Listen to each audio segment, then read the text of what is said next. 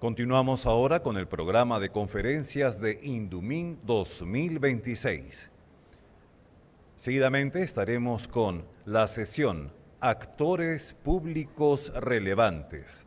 Esta sesión será conducida por el señor Mariano Castro Sánchez Moreno, director de Iniciativa Amazonía Resiliente y Justa en GREAT.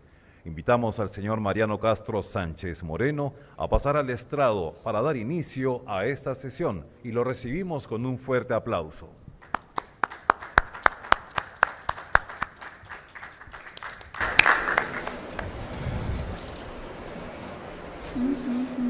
Muchas gracias.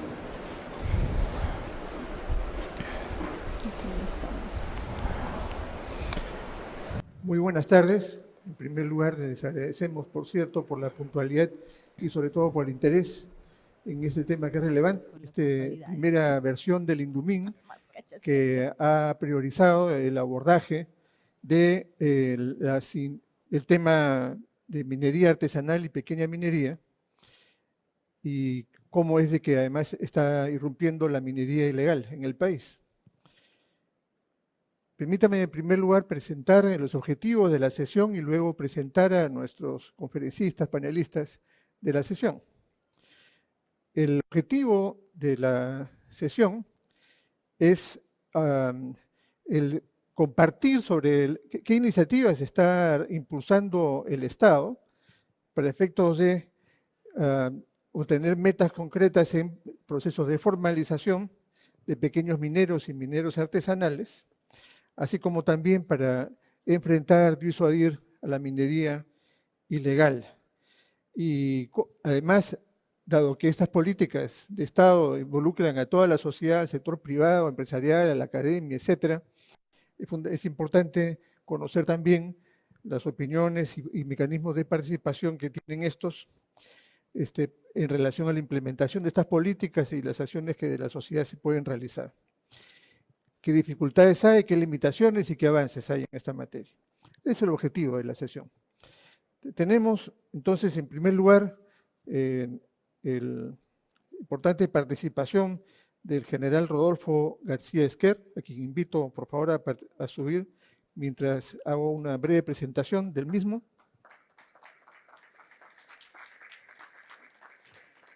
Él es alto comisionado para el combate de la minería ilegal, es comandante general de la Fuerza Aérea del Perú, piloto de caza con maestrías en gobernabilidad y administración, así como también una amplia trayectoria en defensa nacional, gestión estratégica y docencia militar.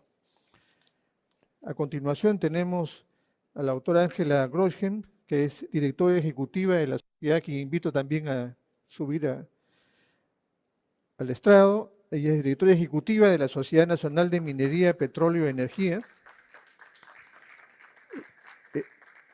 Es abogada de la Pontificia Universidad Católica del Perú con máster en Administración, fiscal de la Universidad de la Sorbona, y su experiencia profesional ha comprendido aspectos de altos cargos en el sector público y privado. Ha sido ministra de Energía y Minas y viceministra de Energía, y en el sector privado ha trabajado en Inca Energy y gerente de estudios e investigación del Instituto de Ingeniería de Minas del Perú.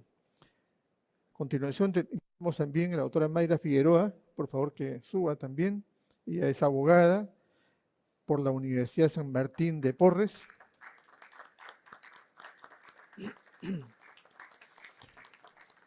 Con más de 21 años de experiencia en los ámbitos legal, social y minero. Ha sido magíster en gerencia pública, EUSIM Business School, y ha desempeñado cargos claves en Proinversión, en el Ministerio de Energía y Minas y otras entidades en el sector público. También ha liderado desde el Ministerio de Energía y Minas en el año 2024 la Dirección General de Formalización Minera. Actualmente se desempeña como directora en la Dirección de Sostenibilidad y Articulación Minera, participando además en la formulación de política de sostenibilidad, articulación intersectorial y promoción de asistencia técnica en zonas de influencia minera para promover la viabilidad y el desarrollo sostenible de la actividad minera en el país. Finalmente, la autora Angélica Remusgo, que invito también a subir al estrado, por favor. Ella es abogada con 30 años de trayectoria en el sector minero y ha desempeñado cargos directivos en la administración pública, incluyendo la dirección de concesiones mineras, la asesoría jurídica y la jefatura de catastro de las áreas restringidas en el INGEMET. Fue vocal suplente del Consejo de Minería y cuenta con formación de posgrado en Derecho del Trabajo y Medio Ambiente. Es graduada en el programa para mujeres líderes del Banco Interamericano de Desarrollo y de la Academia de Magistratura. Cofundadora de WIN Perú y Women CEO Perú. Se especializa en análisis y gestión estratégica de riesgos jurídicos en entornos públicos y privados. Muy bien, entonces con este distinguido panel tenemos en primer lugar entonces la presentación del general Rodolfo García sobre la política de Estado en esta materia. Adelante, por favor, general. La idea es que haya 20 minutos a cargo de la primera presentación, luego 8 minutos a cada uno de los panelistas y habrá una siguiente ronda. Por favor, general, adelante. Muy bien, muchísimas gracias por la presentación, damas y caballeros. Muy buenas tardes con todos.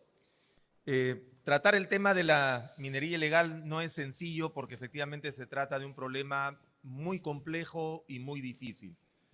Se trata de un problema que es realmente grande, un problema que yo lo defino como un problema de Estado, que trasciende solamente al gobierno o al Ejecutivo. Y si hablamos de Estado, es un problema que lo tenemos que enfrentar todos desde el Estado. Los tres poderes, la sociedad civil, la población en general, los medios de comunicación, las organizaciones no gubernamentales. Entonces, todos tenemos que estar del lado de esta lucha o este combate contra la minería ilegal. Pero lo que trato de presentar ahora, o lo que voy a tratar de explicarles es, primero, cuál es la situación de la minería ilegal, por qué se trata de un problema tan grande. En segundo lugar, qué es lo que hemos venido haciendo, y en tercer lugar, hablar un poco sobre la estrategia nacional para la reducción e interdicción de la minería ilegal. Con respecto al primer tema, vamos a definir la minería ilegal como un problema muy grande, efectivamente. Primero, desde el punto de vista político, está en la agenda nacional, influye en la política nacional. Económicamente hablando, es una economía ilegal que, según el Instituto Peruano de Economía, el año pasado ha movido alrededor de 40.000 millones de soles. Con el precio del oro tan alto, ¿no? Esta cifra se ha incrementado significativamente en comparación al año anterior. Y eso significa que esta economía ilegal es aproximadamente 10 veces más grande, 10 veces mayor que la del tráfico ilícito de drogas. Entonces hablamos de un problema realmente muy serio. Desde el punto de vista social, se trata de un problema que está afectando tremendamente a la población, especialmente a la población en nuestras comunidades nativas, en la Amazonía o en nuestra cordillera de los Andes. Está afectando su modo de vida, el medio ambiente. Los está afectando realmente en gran dimensión. Se estima que hay 225 cuerpos de agua contaminados en nuestra Amazonía. Se estima que la minería ilegal está desde mitad de la década del 80 y según algunos cálculos es posible que hablemos de 200.000 hectáreas de bosques depredados solo por minería ilegal. Entonces, desde el punto de vista social y ambiental también hablamos de un problema bastante serio, pero un problema que además trasciende al tema de la seguridad nacional.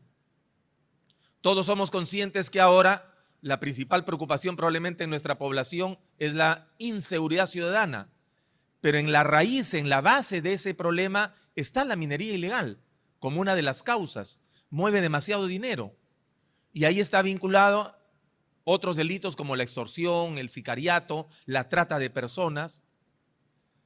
Entonces, en resumen, la minería ilegal va bastante más allá de un tema meramente ambiental, ¿no? Podemos definirlo desde el punto de vista político, económico, social, de seguridad, también ambiental, por supuesto. Ahora, ¿qué estamos haciendo al respecto? En el Ejecutivo tenemos una comisión multisectorial. La preside el alto comisionado, en este caso quien habla, en representación del o la presidente del Consejo de Ministros ahora. Esa comisión tiene 3 ejes de trabajo y lo que hemos hecho es trabajar, valga la redundancia, con 3 equipos técnicos. Uno que ve el área de formalización, el otro el de erradicación propiamente dicho y un tercer que es muy importante, que es el de la recuperación del ambiente. Estos 3 ejes en su conjunto son la mirada integral a la solución del problema. No podemos hablar solamente de erradicación o de interdicción a la minería ilegal como si eso fuese la solución. De ninguna manera. Eso no ha funcionado en muchísimos años y no va a funcionar en el futuro. Esa no es la solución del problema. Yo voy a repetir algo que he dicho en otros ambientes, en otras conferencias. La erradicación o la interdicción de la minería ilegal es como el jarabe para bajar la fiebre. Es necesario, hay que tomar el jarabe. Puede convulsionar el paciente si no lo tratamos, pero esa no es la medicina para la enfermedad. Eso lo encontramos en la formalización por un lado y en la recuperación del ambiente por otro lado. Entonces, en este primer eje, cuando hablamos de formalización, ¿qué es lo más importante que se ha conseguido? El año pasado fue la exclusión de más de 50,000 reinfos. Originó todo un tema político, manifestaciones, huelgas, paros, etcétera. Sin embargo, de esos poco más de 50,000 reinfos, 45,800 no llevaban a cabo, no realizaban actividades mineras por 4 años o más. Entonces, no es que se haya afectado a los mineros, a los pequeños mineros, a los mineros en proceso de formalización. Simplemente no estaban trabajando. Entonces, ¿en qué se usaban esos reinfos? Yo creo que ese ha sido un logro importante, que ya se vino trabajando desde el año 2024. En los años anteriores habían 100, 200, 300 exclusiones. En el 2024 más de 2,600. La doctora Mayra Figueroa era directora de formalización. Y el año pasado, en el marco legal que se tuvo, se lograron excluir estos algo más de 50,000 reinfos. Entonces, el universo de los pequeños mineros y los mineros artesanales en proceso de formalización se ha reducido a algo más de 31,000. La mitad de ellos no necesitan convenio o contrato con un titular del derecho minero, porque están fuera de ellos. Entonces, ¿es posible la formalización? Sí, sí es posible. Pero hay que trabajar en eso. Ese es el primer eje. El segundo que mencioné es el de la erradicación propiamente dicho. ¿Qué tenemos allí? Una estrategia que ha sido aprobada el año pasado y que también a esa parte le da una mirada integral. ¿Qué es lo que se ha venido haciendo en cuanto a erradicación? Básicamente ha sido ir a un lugar, interdictar, es decir, destruir dragas, cerrar bocaminas y las fuerzas del orden después se repliegan. Al día siguiente eso está ocupado nuevamente por la minería ilegal. En nuestra cordillera de los Andes tenemos cientos de bocaminas. Tendríamos que inutilizar esas bocaminas y dejar personal cuidando cada bocamina 24/7. No es practicable. Ahí teníamos que encontrar otra solución. Entonces, el plan que se tiene ahora, la idea clara que se tiene ahora es que debemos primero, efectivamente, ir a interdictar el jarabe para la fiebre, ¿no es cierto? Interdictamos, pero tenemos que quedarnos en el territorio. Las fuerzas del orden tienen que quedarse allí. Y después de eso, la tercera parte es establecer puestos de control permanentes, bien sean multisectoriales con presencia de instituciones como SUNAT, SUCAME, Ministerio de Energía y Minas, la Fiscalía de Medio Ambiente, etcétera, como estamos haciendo en Patás. O bien sean puestos de control solamente policiales o de DICAPI en los ríos, por ejemplo, donde está prohibida la minería. Entonces, ese es el concepto nuevo en cuanto a la interdicción. Sí, ir, quedarnos, consolidar esa posición y después normalizarla a través de puestos de control que sean de carácter permanente. Por supuesto, esto no es más fácil decirlo como ahora que hacerlo. Eso cuesta tiempo y dinero. Se necesitan muchos recursos que no tenemos en este momento. Entonces, lo que tenemos que hacer es priorizar. Hay algunas regiones del país a las que les estamos dando prioridad para poder hacer este tipo de intervenciones. Pero hasta ahí van 2 líneas de acción o 2 ejes, ¿no? La formalización y la erradicación propiamente dicho. Falta un tercer eje que es fundamental. Entonces, cuando hablamos de recuperación del ambiente, nos referimos a ese tercer eje. Pero recuperar el ambiente y después, ¿qué? Remediar el ambiente deteriorado, malogrado por la minería ilegal y después, ¿qué? Entonces, si hablamos de una economía ilegal, más allá de una actividad de minería ilegal, esta economía tiene que ser reemplazada por otra. Entonces, en la primera sesión ordinaria de la Comisión Multisectorial de este año, que tuvo lugar el 14 de enero, hemos aprobado qué instituciones van a formar parte de un grupo de trabajo multisectorial que va a formular una nueva estrategia. La estrategia para recuperar el ambiente en zonas afectadas por la minería ilegal, pero con dos condiciones importantísimas. La primera, intervenciones del Estado para buscar desarrollo en zonas afectadas por minería ilegal. ¿Cómo? Por ejemplo, conectividad digital, conectividad terrestre, conectividad aérea, energética. Y hay un modelo que está funcionando y de verdad yo me siento muy contento de poder comentarlo. En la región Amazonas, en el río Santiago, el Plan Binacional, junto con el gobierno regional, están llevando a cabo algunas intervenciones buscando el desarrollo en esa zona. Están haciendo ya conectividad energética, labores de conectividad energética y de conectividad digital, pero también una hidrovía, el río Santiago, donde se van a instalar hasta 10 embarcaderos. Y la semana pasada hemos tenido reunión con la Fuerza Aérea del Perú para que 4 de ellos puedan ser utilizados también por los hidroaviones de la Fuerza Aérea. Entonces podemos fomentar intervenciones del Estado para mejorar las condiciones de vida de esa población que ahora está afectada y muchas veces comprometida también con la minería ilegal. Ahora, ¿a qué se van a dedicar después? Yo he estado allí en el río Santiago, por ejemplo, cuando hemos hecho algunas intervenciones, donde parte de las comunidades nativas también lamentablemente están involucradas en la minería ilegal. Y ellos nos decían, gritando, por supuesto, ¿qué quieren que haga? ¿Qué podemos hacer nosotros? ¿De qué voy a vivir? Bueno, no de una actividad ilícita como esa, que está encima contaminando su propio medio ambiente. Pero el Estado, a través de la inversión pública o fomentando la inversión privada, algo más tenemos que hacer para plantearles ahí algunas economías alternativas. En la Amazonía, pues probablemente es más fácil encontrar algunas alternativas, en agricultura, en turismo, etcétera, en producción. Sí se puede hacer.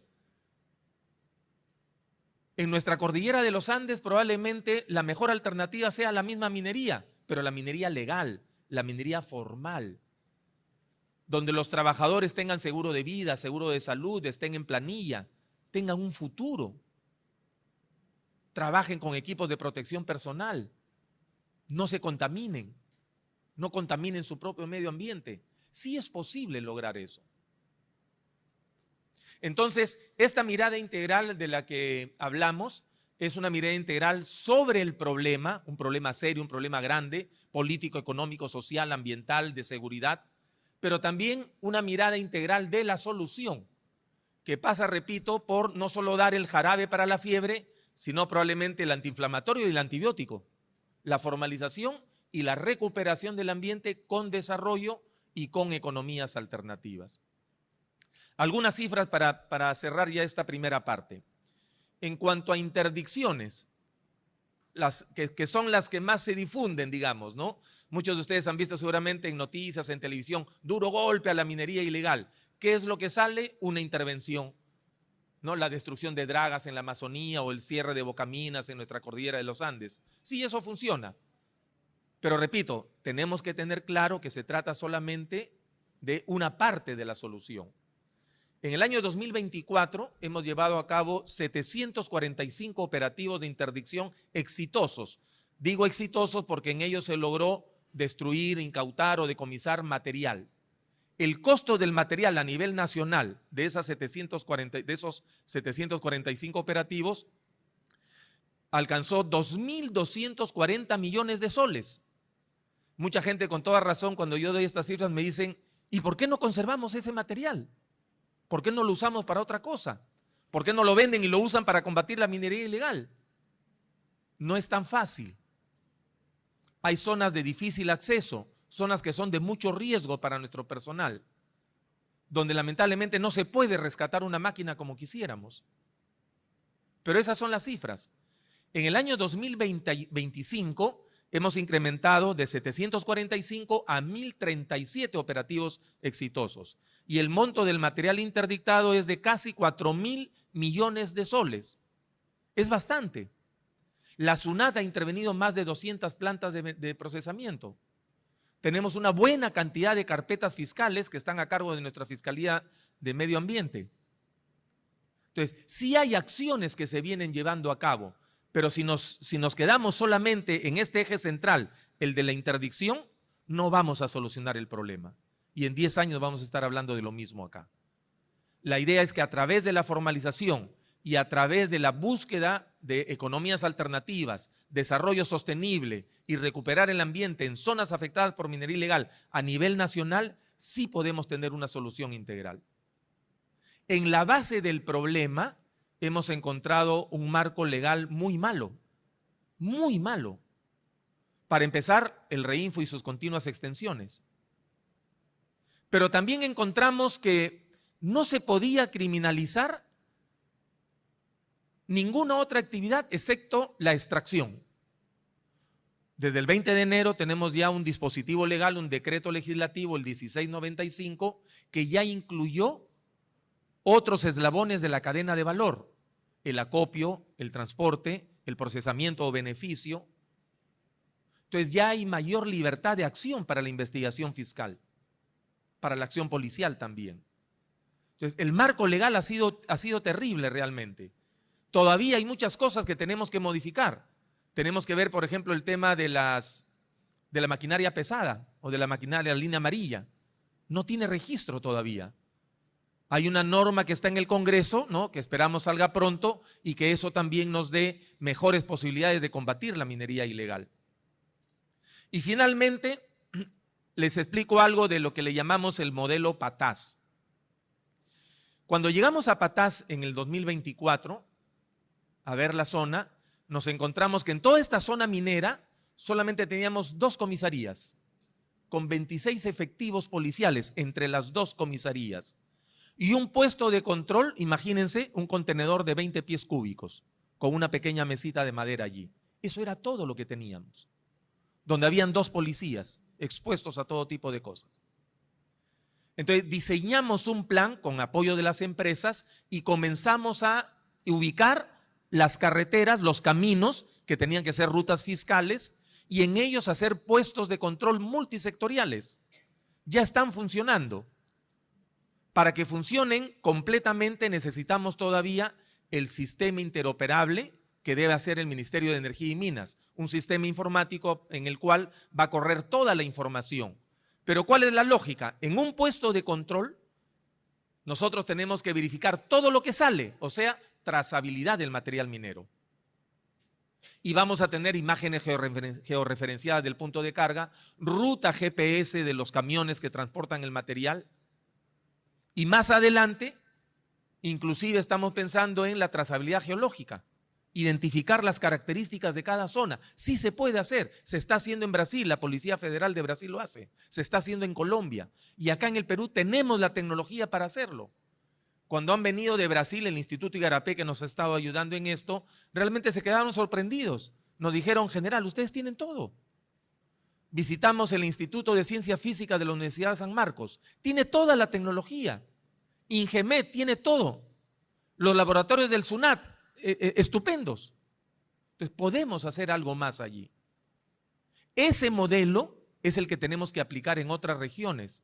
Entonces, donde, repito, controlamos lo que sale, la trazabilidad del material minero, pero también hay que controlar lo que ingresa o lo que no debe ingresar. Hablamos de maquinaria pesada, hablamos de insumos químicos, hablamos de explosivos. Entonces, en la lucha contra la minería ilegal, en el eje central, de nuevo, el de la erradicación, hemos identificado lo que desde el punto de vista militar le llamamos centros de gravedad.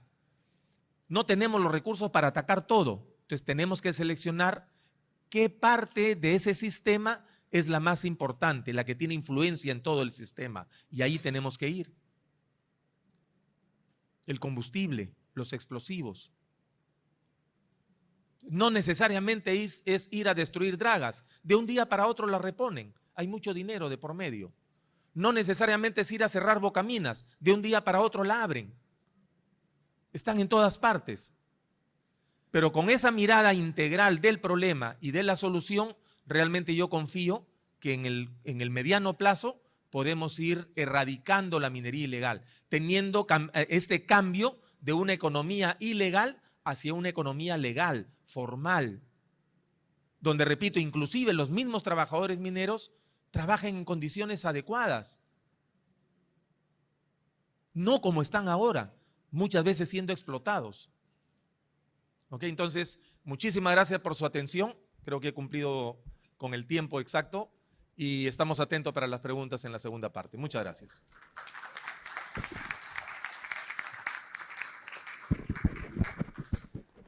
Muchas gracias, general García, por su presentación. Ha sido bastante comprensivo sobre lo que significa esta aproximación integral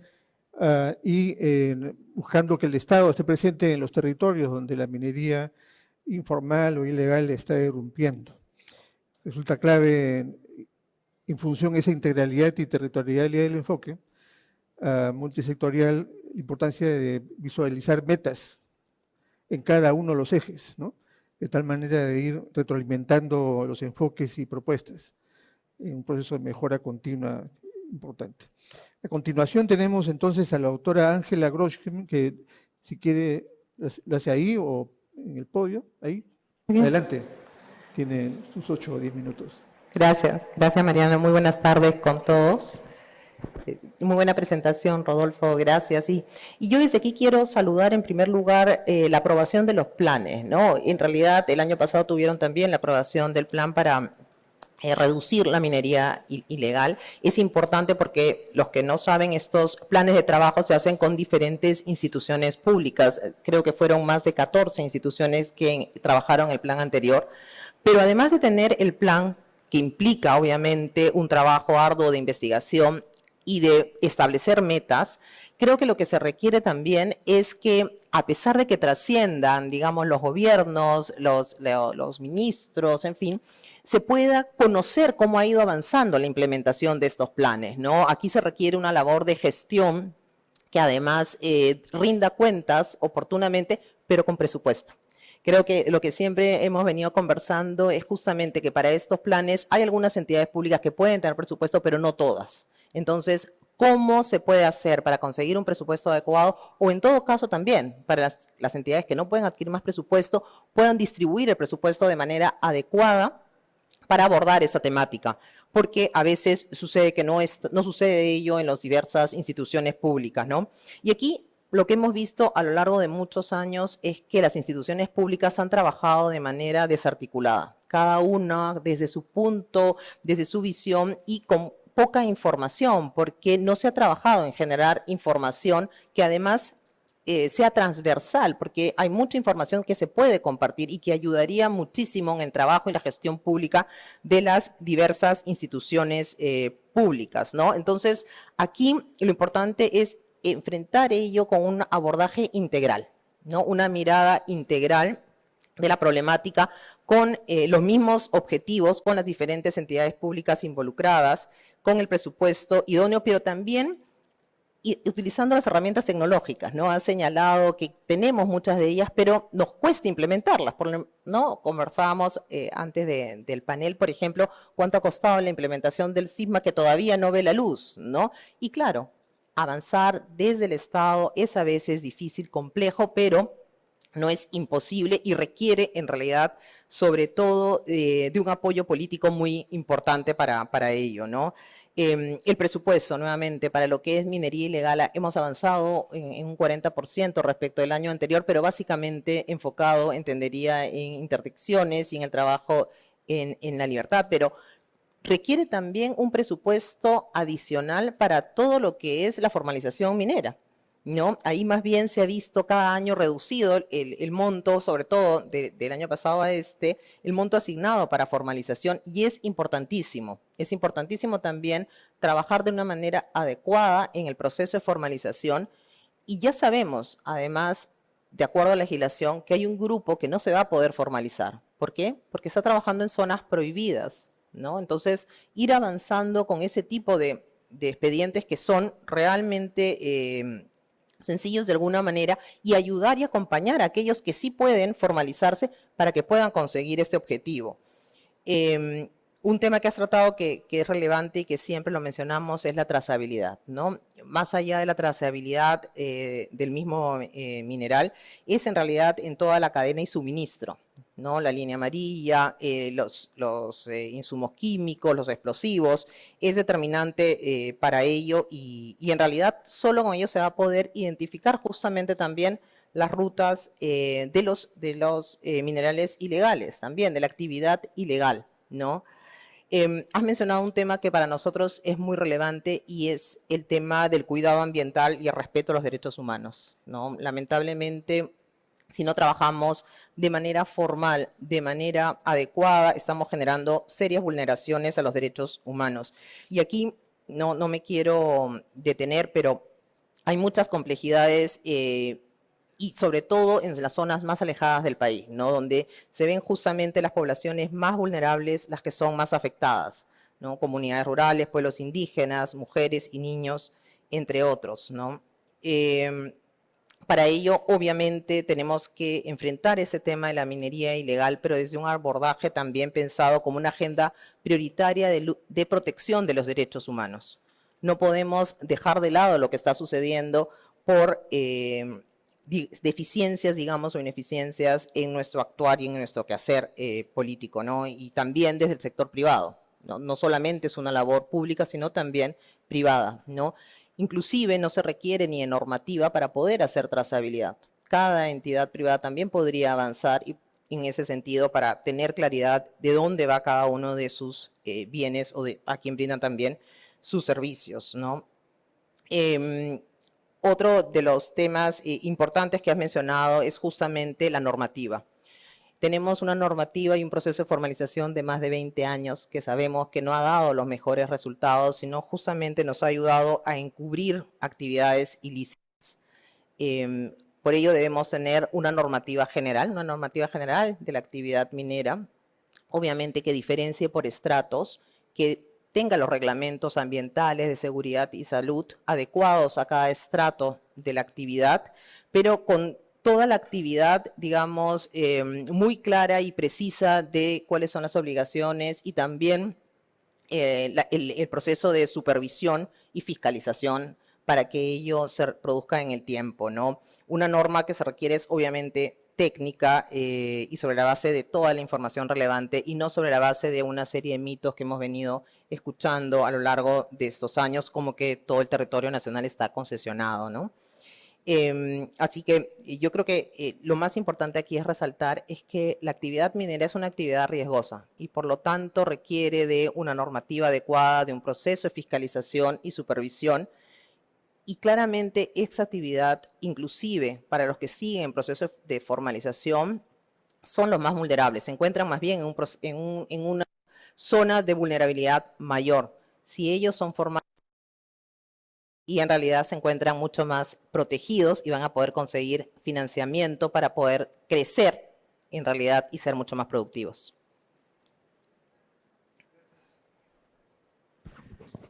Muchas gracias, Ángela, y creo que ha señalado con claridad los elementos de la importancia de la cuestión, y también, así como también la presentación del general, el sentido de urgencia, ¿no? Y que da cuenta de los elementos vinculados a lo que el desafío tiene en términos de formalización, de recuperación de pasivos en diversas dimensiones, ¿no?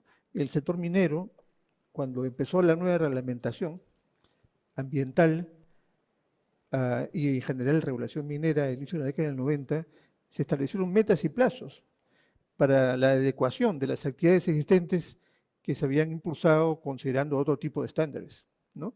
Y se definieron en función a cada caso, como este auditorio sabe muy bien, metas de adecuación a determinados estándares y plazos, 5, 7 años, 3 años, etcétera, los famosos PAMAS, ¿no? O programas de adecuación y manejo ambiental. En este caso, además, tenemos una dimensión que es muy importante, ¿no?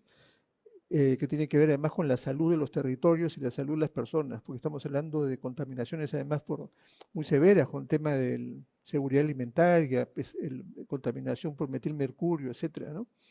Entonces la dimensión es significativamente grande, ¿no? Y un sentido además de urgencia, urgente de corto y mediano plazo. Entonces, y bueno, creo que hay que aprender las lecciones de todos los sectores de la minería, porque todas estas están integradas, ¿no?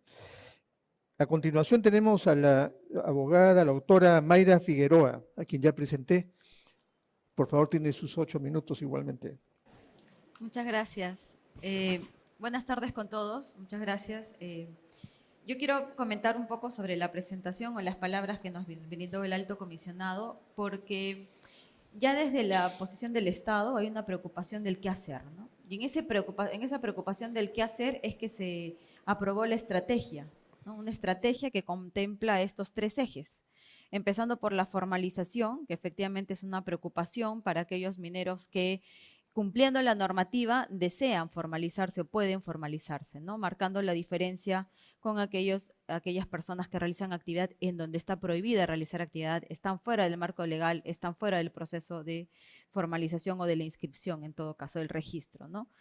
La interdicción, que también va de la mano efectivamente con quedarse en el territorio, no es, son cosas que ya desde el año, un par de años, ¿no? Cuando yo estaba en la dirección general, empezamos a trabajar con el general Esquerre, en la estrategia era no solo la formalización, la erradicación de la actividad ilegal a través de la interdicción, efectivamente quedarse en territorio, y luego el qué hacer. ¿Y por qué la preocupación del Estado con el qué hacer? Porque en principio desde el Estado nosotros reconocemos la importancia del sector minero, la importancia de la actividad minera, ¿no? Como una de las actividades económicas más importantes de nuestro país. Entonces, en realidad la pequeña minería artesanal, o sea, no necesariamente la tendríamos que ver como un problema, porque al final del día todos estamos de acuerdo en que dinamiza nuestra economía local, dinamiza la región, pero cuando es llevada a cabo, desarrollada de manera responsable. Y en esa línea podemos verlo como un sector productivo con un enorme potencial, pero también tiene que ir de la mano de la articulación, de la correcta articulación del Estado, con otras entidades también, ¿no? Y obviamente con este acompañamiento nosotros consideramos que podría convertirse en un verdadero motor de desarrollo, ¿no? Y sostenibilidad para miles de familias, porque también hay que reconocer que la pequeña minería, la minería artesanal, te da oportunidad de trabajo, te genera empleo directo, te genera empleo indirecto, ¿no?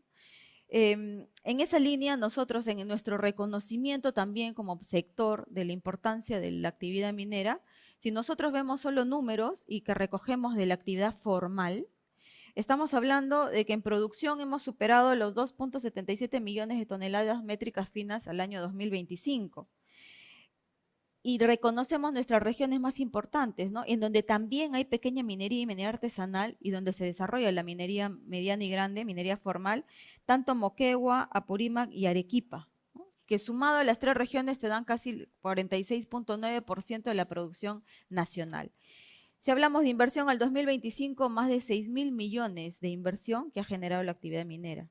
Y si hablamos de empleo local y de empleo directo, más de 260.000 puestos de trabajo directos, además de los indirectos. En transferencias mineras, más de 10.000 millones.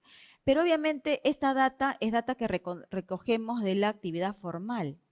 Pero estamos seguros que si empezamos, o en todo caso se pueden formalizar más mineros, los números van a subir. Y van a subir potencialmente y positivamente. Ahora, si nosotros entendemos también la dinámica y separamos la actividad minera de la formal, la que está en vías de formalización, y la minería ilegal, definitivamente no vamos a hablar de delitos en este espacio, ese no es nuestro ámbito, pero si empezamos a ver el trabajo y la dinamización de la economía a pequeña escala, tenemos que reconocer también que todo este tiempo ha significado un aporte importante en cuanto a oro, por ejemplo, ¿no? contribuye no solo en el tema de producción minera, sino también, como les comentaba, en la dinamización de la economía local. Y es una fuente importante de empleo. ¿Cómo nosotros lo vemos si aplicamos los ejes, por ejemplo, los 3 ejes que están en la estrategia?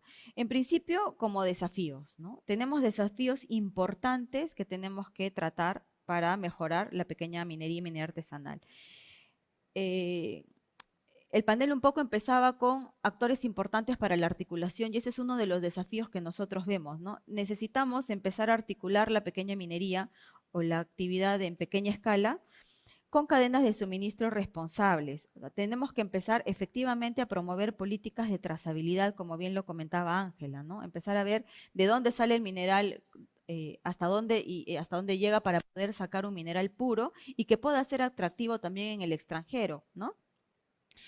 Tenemos que generar o promover producción responsable y acceso sobre todo al mercado, ¿no? Reconocemos también que en el caso de pequeña minería artesanal, el acceso al mercado es complicado.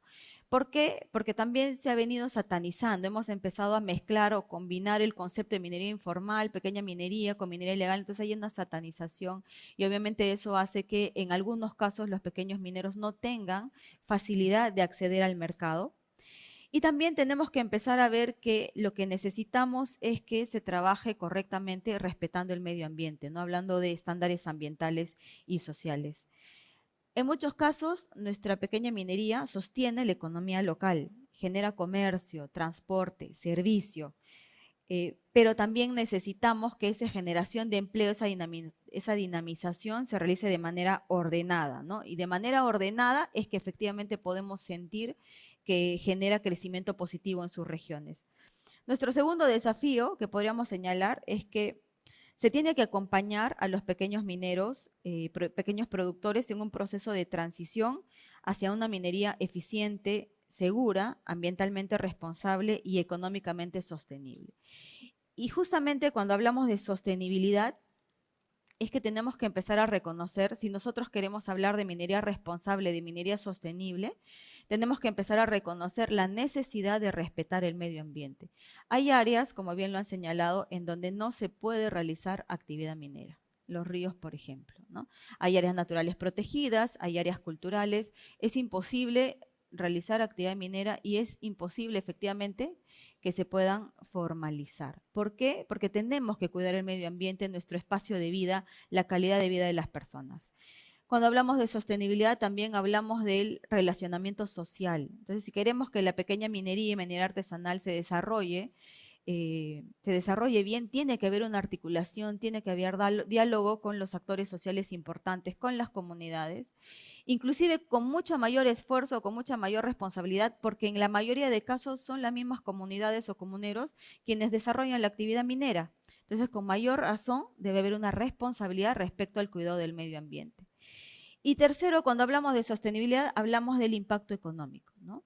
Decimos que dinamiza la economía local porque efectivamente se ve, dinamiza la región, pero lo que también necesitamos es que esa dinamización y ese aporte económico de la pequeña minería se traduzca y se vea en nuestra actividad nacional, en nuestro PBI, por ejemplo, que se vea en la producción, que se vea, que se visibilice en el empleo, que se visibilice en la inversión.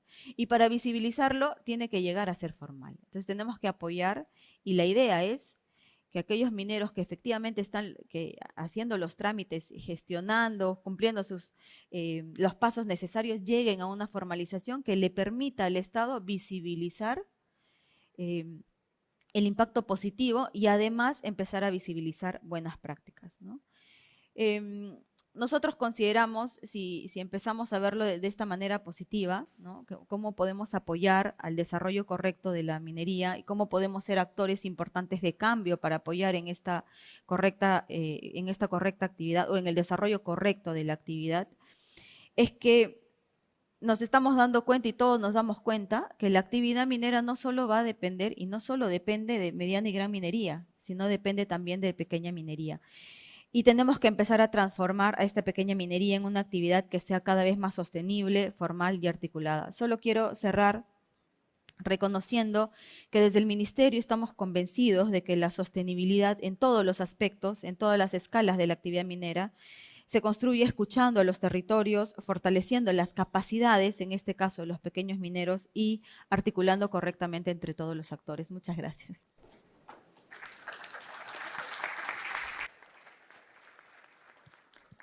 Muchas gracias, doctora Figueroa.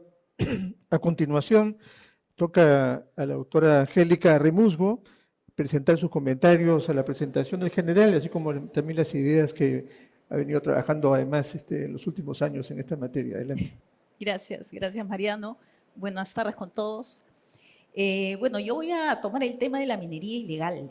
Conforme nos ha explicado el general, vamos a ver que la minería ilegal tiene un efecto que irradia y genera otras actividades pues, criminales. Así como decimos que la minería formal es una locomotora de desarrollo, ¿acaso podemos afirmar que la minería ilegal es la locomotora de la criminalidad? Eso habría que pensar. ¿Estamos acaso viendo que existe una pugna entre la inversión formal, sujeta a muchísimos permisos y reglas, versus una pugna, aquí viene la pugna con la inversión no formal?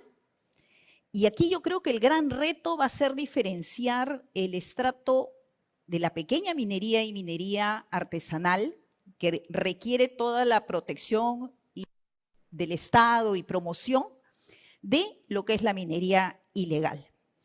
Y que hemos advertido a lo largo de todos estos años que la normativa siempre va dirigida al operador, es decir, a aquella persona que está operando en campo, que es el eslabón más débil de toda esta cadena productiva. Eso, así está diseñada la norma. Y analizando los tres ejes que creo que están muy bien enfocados, que son los tres puntos, que es el eje de el eje erradicación y bueno, el tema de la recuperación, que vamos a ver que para lograr formalizar definitivamente creo que hay una plena coincidencia de la trazabilidad, y no cualquier trazabilidad, sino una trazabilidad informatizada y enfocada a las plantas. Pero si vamos a ver cómo está el modelo de formalización peruano, vamos a encontrar que hay un modelo de informalidad subsidiada. Tenemos subsidios de carácter penal, tenemos inmunidades penales, tenemos subsidio de carácter social, están fuera, pues las personas operadoras están desprotegidas, no se saben quiénes son una cifra anónima dentro de este proceso de formalización. Tenemos también subsidios regulatorios de carácter ambiental, donde están las operaciones, pero no se asegura una remediación del pasivo que va a ocasionar esta actividad minera. Tenemos subsidios también en cuanto a otros tipos de derechos, como es el derecho a las propiedades. Y cuando hablamos a la propiedad, no solamente vamos a referirnos a la propiedad privada, también la propiedad comunal. Estamos viendo pues que las noticias cómo existen comunidades que rechazan operaciones de carácter informal.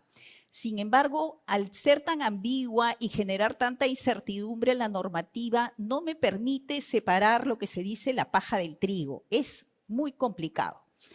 Está también el subsidio hídrico. Vamos a ver que una presentación del IGAFON no basta, porque hay que obtener pues una licencia de aguas, una autorización de vertimiento, y eso viene después del instrumento ambiental.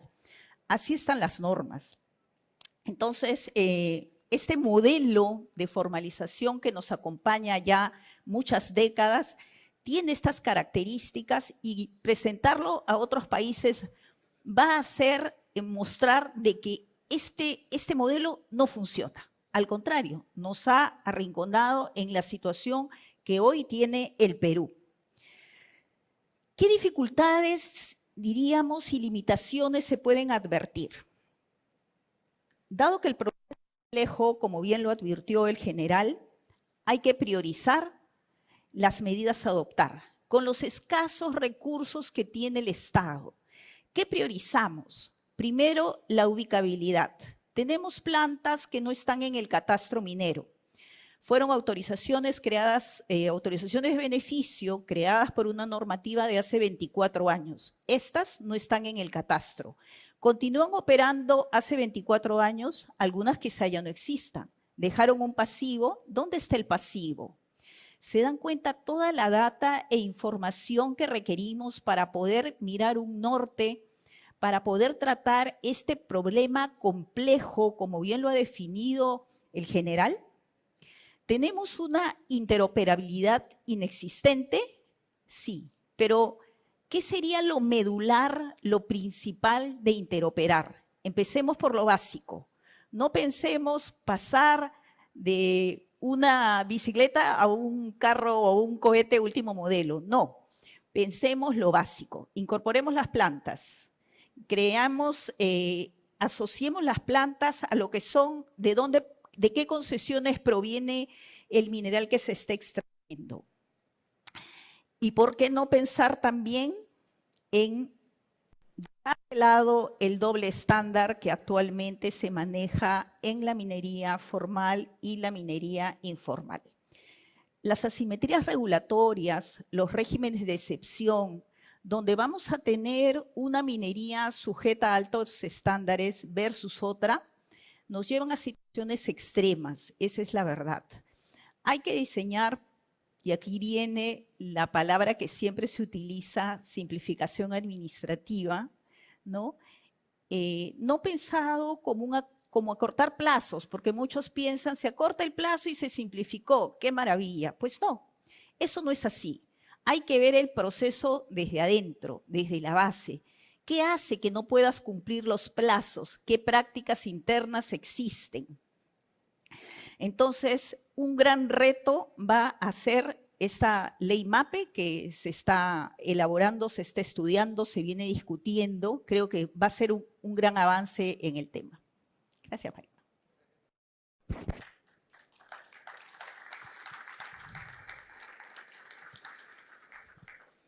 Muchas gracias. Creo que ha sido bastante explícita, ¿no es cierto?, en señalar elegantemente la palabra subsidios a temas que suponen efectivamente trasladar costos negativos a los territorios de las poblaciones impactadas por alguna actividad que no sujeta a determinados criterios básicos, ¿no?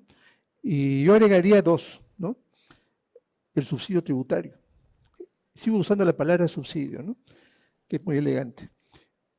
Por ejemplo, en todas aquellas zonas en donde hay minería claramente ilegal o minería informal, que están obligadas por el sistema de presupuesto público de elaborar sus planes de desarrollo local, provincial, distrital, etcétera, definen sus prioridades, que además se está incrementando a partir del acelerado crecimiento poblacional y demanda y consecuencia de servicios del Estado, pero al momento de establecer el problema público, que es la primera etapa de los planes, aparecen los asuntos, pero luego el mismo alcalde provincial, yo he estado en sesiones hace poco en el MANU, etcétera, dice, ¿y cómo atiendo esto? No tengo recursos, no tengo ni siquiera recursos para trasladarme a esta zona en el MANU, que donde no hay policías, no hay nada, ¿no?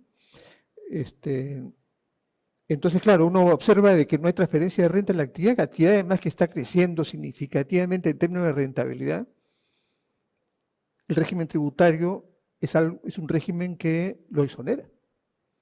No hay transferencia de renta, no hay canon, no hay nada, ¿no?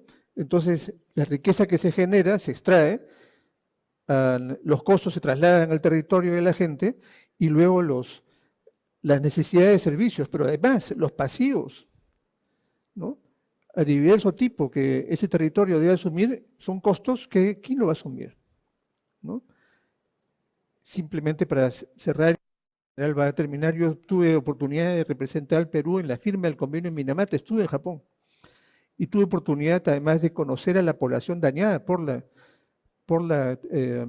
los efluentes no controlados del mercurio de una empresa que tardó como 30 años en reconocer el problema, y también el Estado japonés se demoró otros 30 años en reconocer el problema, y los daños irreversibles, ¿no?, en la población. Reparación del ambiente, centenares de millones de dólares. Hoy día Minamata es una joya, pero centenares de millones de dólares. Entonces, la preocupación que debemos tener en cuenta es una cuestión de urgencia, porque los daños por el metilmercurio, etcétera, son irreversibles. Agreguemos a esto desnutrición infantil, anemia infantil en estas zonas, además donde hay extrema pobreza, tenemos el 40-50% de la población dañada sin futuro. Entonces, el proceso de la estrategia integral, que tiene que ver con la actividad minera, los procesos de extracción, en fin, todas las etapas de la actividad minera que en un escenario como ese se conoce muy bien, tienen que ver también con el desarrollo territorial que involucra un conjunto de estos temas, el saneamiento social, etcétera, etcétera, y que deben ser parte de la valorización del problema. No es un tema menor, como bien ha señalado el general. Entonces, en los minutos finales, creo que las reflexiones han sido importantes, y creo que efectivamente el general García, a cargo del el alto comisionado de un esfuerzo multisectorial, estar cerrando el panel, ¿no es cierto?, considerando los mensajes que aquí ha podido escuchar. Por favor. Sí, muchísimas gracias. Como comentarios finales, ¿qué ha cambiado en estos últimos 2 años? Primero, hoy tenemos una estrategia nacional para la reducción e interdicción de la minería ilegal, que reemplazó a la estrategia del 2014. Era un documento de solo 14 páginas, no critico por eso, pero que no tenía un diagnóstico tan bien hecho como el de ahora. Y además, la estrategia anterior se llamaba Estrategia para la Interdicción de la Minería Ilegal. Acá le hemos agregado para este concepto integral reducción e interdicción de la minería ilegal. Es un documento que tiene 68 actividades y cada una de ellas las estamos trabajando para implementarlas. Son 18 instituciones involucradas. De las 68 actividades hay 3 que ya están cerradas, ya se concluyeron al 100%, porque son finitas, digamos, es un protocolo, una norma que ya se hizo y ya está en ejecución. Pero las demás, muchas de ellas son actividades que se van a desarrollar a lo largo del horizonte de tiempo que tiene esta estrategia, que es hasta el 2030. Entonces, ese es un primer cambio importante. Otro cambio importante tiene que ver con las exclusiones, ¿no? Hoy tenemos, repito, 50.000 reinfos menos circulando en el Perú. Se ha reducido significativamente el universo de los mineros en proceso de formalización. Otro cambio importante es el modelo PATAS, los puestos de control multisectoriales. Este concepto que se ha introducido y que está funcionando, digamos, en modo manual. Pero cuando el Ministerio de Energía y Minas dé a luz, por fin, el sistema interoperable, va a trabajar en modo automático, con la información sistematizada, donde corra no solamente el reinfo y una guía de remisión, sino toda la demás información que tiene que ver con la trazabilidad, y no solo del material minero, sino también de los insumos químicos, de los explosivos, de la línea amarilla, etcétera. Entonces, ahí hay algunos cambios importantes que se han venido dando. Otro cambio importante es en el marco legal. Insisto, en el decreto legislativo 1695. Hay un cambio fundamental en eso. Entonces, los operadores de justicia ahora tienen mejores herramientas para trabajar. Y otro cambio, y con esto termino, que quisiera resaltar, es con respecto al presupuesto, ¿no? Nuestros panelistas han comentado el tema presupuestal. Y ahí hay una decisión del Estado que hay que resaltar. El año pasado comenzamos como presupuesto institucional de apertura en el programa presupuestal 128, que es para la reducción de la minería ilegal, con 70 millones de soles a nivel nacional para combatir la minería ilegal. Este año estamos comenzando con 178 millones de soles. Pero eso es una buena noticia porque hay más dinero, pero también hay un mayor compromiso por parte de las instituciones que tenemos que cumplir con las metas que nos hemos trazado. Cada una de las 68 actividades que está en la estrategia nacional tiene sus propios indicadores. Hay cómo medir eso. Entonces tenemos que trabajar por resultados, efectivamente. Tenemos que rendir cuentas al Estado peruano. Hoy tenemos algo más de presupuesto, bastante más del doble, pero tenemos que trabajar mejor aún. Y el concepto final es el siguiente. La idea es que en la línea del tiempo cada vez gastemos menos en interdicciones, en esa acción coercitiva del Estado, ¿no? Una pendiente negativa debe haber allí, y cada vez gastemos más en control, fiscalización, desarrollo y economías alternativas. una pendiente positiva allí. En algún momento se tienen que cruzar, pero el concepto que les quiero dejar es ese. La idea es que cada vez gastemos menos en interdicciones e invirtamos más en control, fiscalización, desarrollo y economías alternativas. Muchísimas gracias nuevamente.